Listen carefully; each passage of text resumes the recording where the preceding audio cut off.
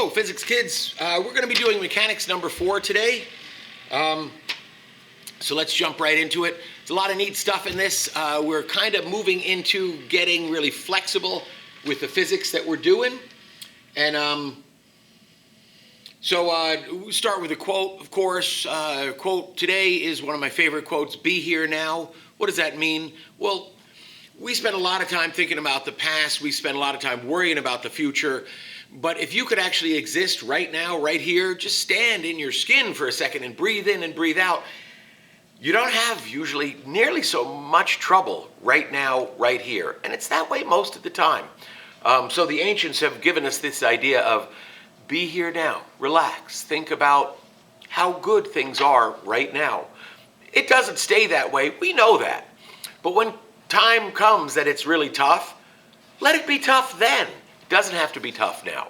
Certainly good to be smart and avoid tough where you can, but you don't have to experience it in an otherwise beautiful moment of peace. And here I am in a lovely classroom, missing you guys, but I'm getting to teach you, so how bad could that be? All right, so let's get right into it, shall we? And our first equation is VF squared equals VI squared plus 2AD. Just a quick sampling of how much fun we can have with that. So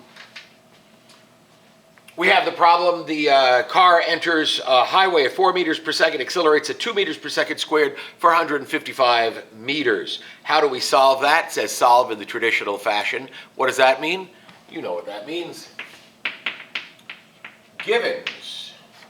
All right, always start with your givens. What is the first given here? VI equals 4 meters per second. Please remember, keep this neat. Look at my 4 meters per second. Horizontal line must be a horizontal line, never a diagonal line. Why? Because we might mess up the cancellation of the units, and the units are everything here. It's what distinguishes physics from mathematics. Mathematics is the tool of physics, but it's not physics. We use units. Acceleration equals 2 meters over seconds squared. The distance equals 155 meters, and we are looking for that final velocity formula. VF squared equals VI squared plus 2AD. This formula is not in the final form because this is not solving for VF. It's solving for VF squared. Now, very simply, if I take the square root of both sides, I got it. So VF equals the square root of VI squared plus 2AD. Now, if we think about the units here, the units of this had better turn out to be meters squared over seconds squared, because I'm going to be taking their square root, and only meters squared over seconds squared, when you take its square root, will give you meters per second. So that's obvious. But this is now final form, so I could go ahead and do my S&S. VF equals square root of VI squared plus 2AD. Start subbing into that. Square root of 4 meters per second, entire quantity squared. That's going to square the meters and going to square the seconds. Plus 2 times 2 meters per second squared times 155 meters. See, meter times meter is going to be meters squared over seconds squared. So the units are consistent all the way through. We go ahead and multiply. What are we going to forget? Right there when you see that, anytime we're dealing with squares, or for that matter, square roots, we are very likely to forget to do that. We use units to make sure we're being good. We know it has to be meters squared over seconds squared, so that will remind us to do 4x squared plus parentheses 2 times 2 times 155 close parentheses. So we have 16 meters squared over seconds squared plus 620 meters squared over seconds squared equals 636 meters squared over seconds squared. Well, finish it up. What do you got to do? Just hit the square root button. Now, it says it equals 25.2 meters per second. Am I allowed to say that? Am I allowed to say that I got 25.2? Let's look at what my inputs are. I have one significant figure in both of these. That means my output answer cannot have anything like a 0.2. That would be ridiculous. We understand that the 5 is rather uncertain. That makes the 2 insane. So please think about significant figures. But our units are good, so we know it is approximately 25 meters per second. Excellent. The rest of this daily, on the front page at least, deals with another concept, and that is the acceleration due to gravity. I'm not going to read this for you because I think you could read it yourself, but the upshot is that in some situations, our acceleration is going to be acceleration due to gravity. Well, that is a constant. That's 9.81 meters per second squared everywhere around the planet. So anytime that you're going to be using that, you could simply adjust your formulas and put in little g. It must be little g, never big G. That's an entirely different constant. We'll get to that one. But it must be little g. Little g always stands for gravitational acceleration here on planet Earth. That's 9.81 meters per second squared. Sometimes you're only going to use 9.8 because it doesn't matter in terms of the other significant figures, but you always have 3 significant figures with it if it would be useful. So some of the formulas, just by way of example here, how about we have VF equals VI plus AT. Well, instead of the A, we go GT, using your 9.8 meters per second squared. VF squared equals VI squared plus 2GD. D equals VIT plus 1/2 GT squared. An important consideration. If you're just doing a drop, and that's all that's going on, is everything is going down, you don't need to make gravity negative 9.8 meters per second squared. We understand when we drop things, it's going down. Down is negative. All right, we should talk about the number line for a second. But we don't need to make gravity negative if everything is down. But if you have both up, which would be positive, and down, which would be negative, you need to specify which is going on. Otherwise, your problems will not work out happily. Let's briefly talk about that number line concept.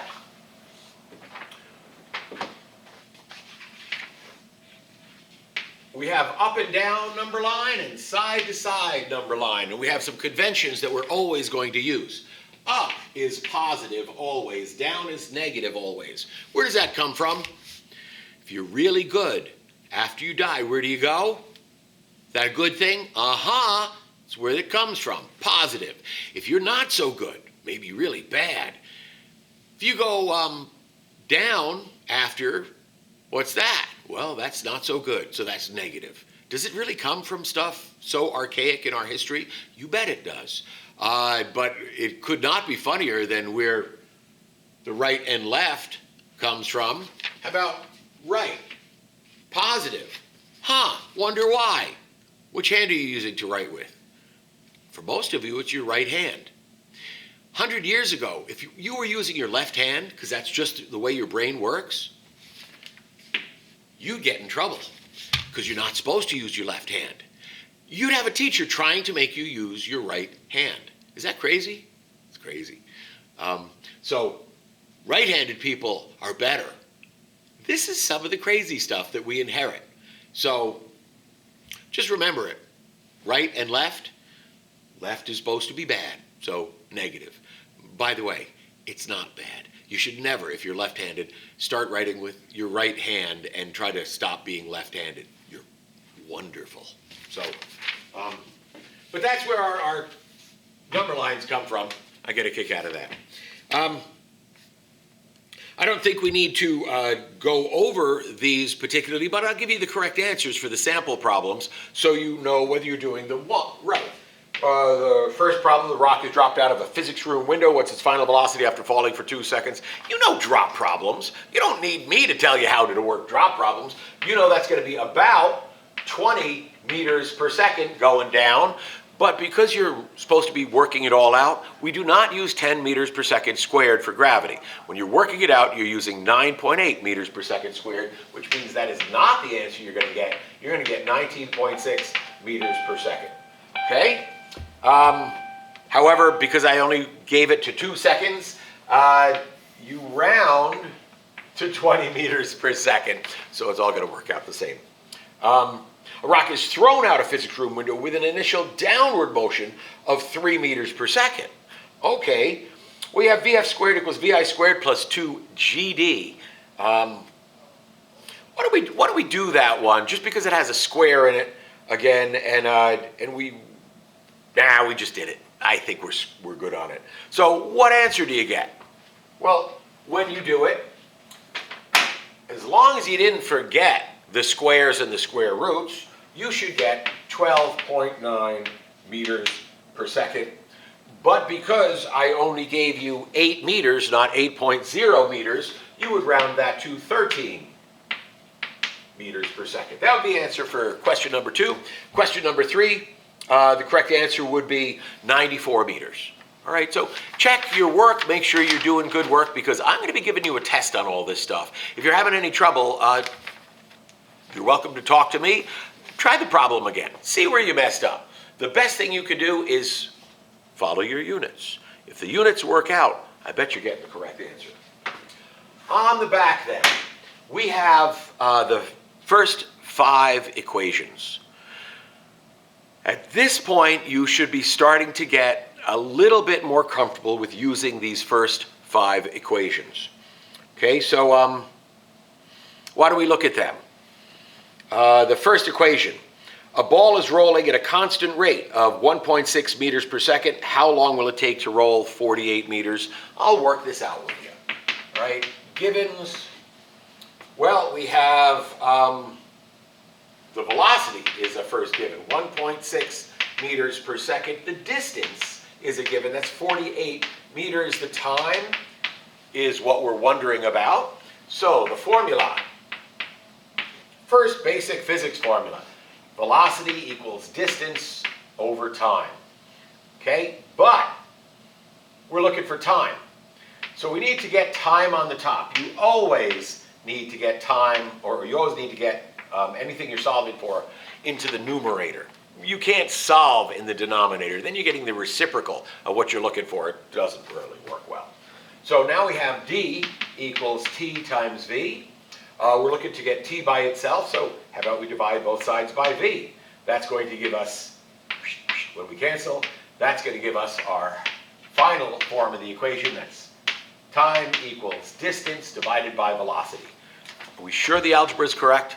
How do we make sure the algebra is correct? Well, we look at the units. We never just cheeseball the units in.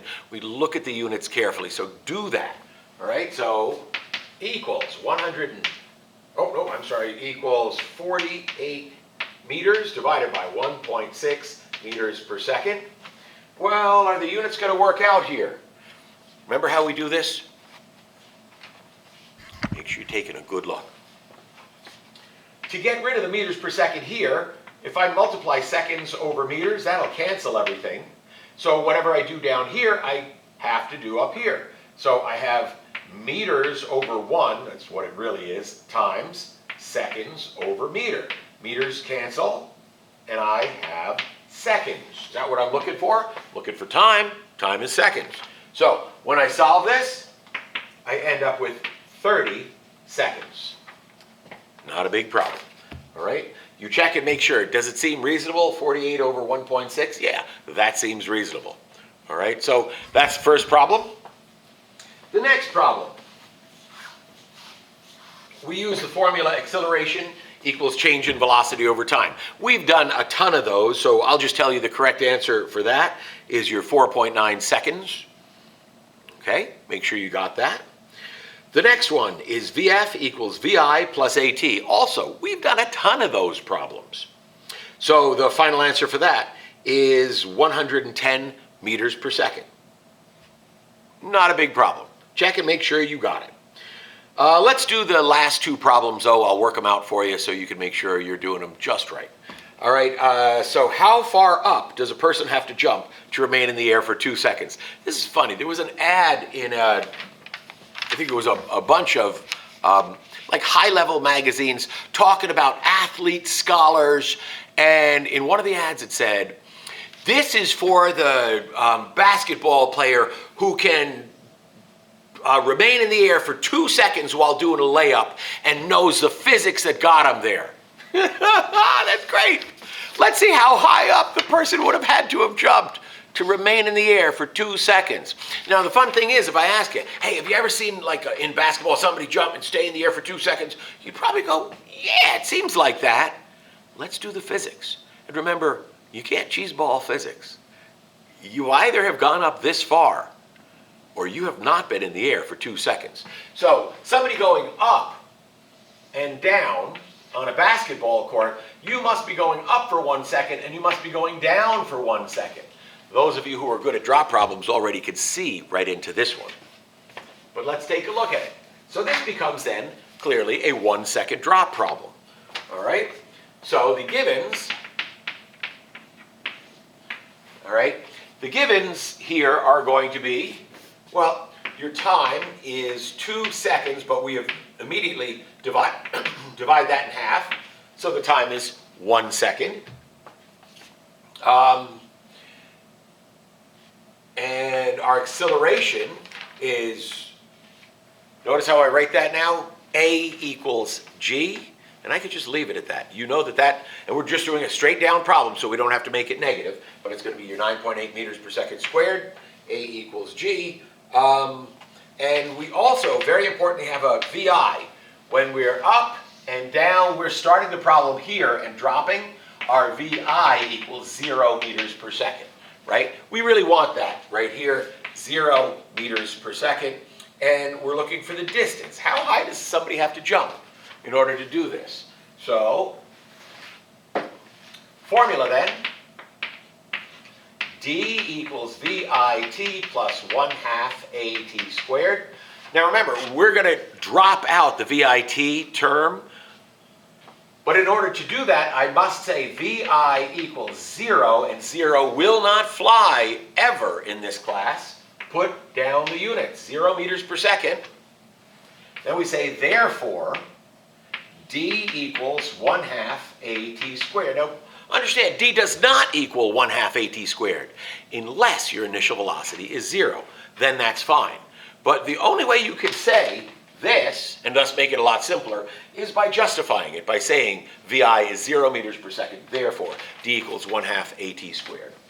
So there's no other solution we need to do with that. It's solving for what we need. So D equals 1/2 AT squared. We can now write that because we've proven it here. Equals 1/2 9.8 meters per second squared times 1 second squared. Now you might be ready to say that, hey, you don't need to worry about that 1 second squared because the square of 1 is still 1. Yeah, but the square of seconds is seconds squared, so it does become important to continue through. So 1/2 9.8 is 4.9, and we're still meters per second squared, times 1 second squared. That cancels, times 1. So somebody would have to jump up 4.9 meters, approximately 5 meters. That's just about 16 feet high. Have you ever seen somebody jump 16 feet high playing basketball? Because that's going to be one heck of a layup, right? Nobody has ever jumped and stayed in the air for 2 seconds.